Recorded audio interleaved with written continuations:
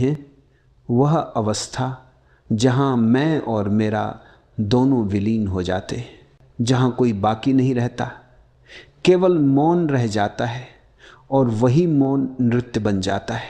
शिव का अर्थ है जो शून्य है और फिर भी पूर्ण है।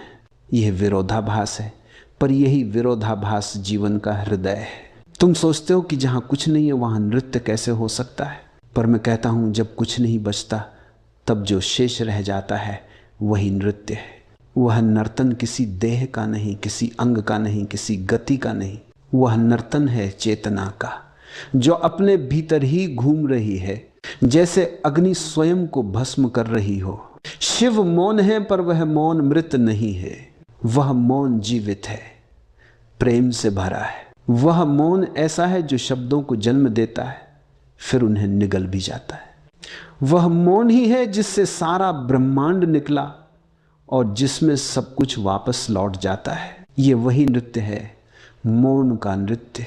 जब मैं कहता हूं शिवा इज साइलेंस डांसिंग, तो मैं कोई कविता नहीं कह रहा, ये एक तथ्य है। ये वही बिंदु है जहां ध्यान तुम्हें ले जाता है।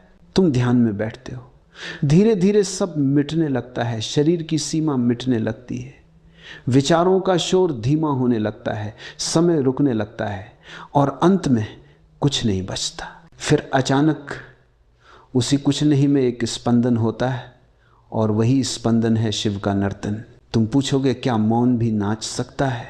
हाँ, मौन नाचता है, पर उसके नाचने में कोई शोर नहीं, वह तुम्हारे भीतर घटता है। जैसे ब्रह्मांड के सबसे गहरे गर्भ में कोई ऊर्जा लहरा रही हो।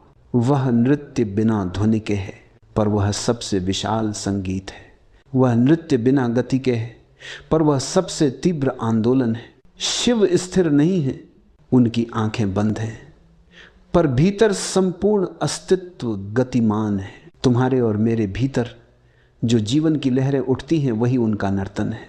जब तुम प्रेम करते हो, जब तुम ध्यान में डूब जाते हो, जब तुम मौन हो जाते हो, तो तुम शिव के उस नर्तन को स्पर्श करते हो। पर अगर तुम केवल मूर्ति देख रहे हो, केवल पूजा कर रहे हो, तो तुम बाहर हो। तुम्हें भीतर उतरना होगा।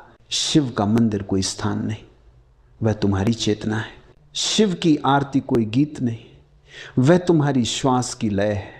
और शिव का नृत्य वह तब घटता है जब तुम्हारा मैं गिर जाता है। ये वही क्षण है जब साधक और साध्य एक हो जाते हैं। वह क्षण जब देखने वाला और दृश्य मिट जाते हैं। वह क्षण जब केवल मौन बचता है और वह मौन गाने लगता है। वह मौन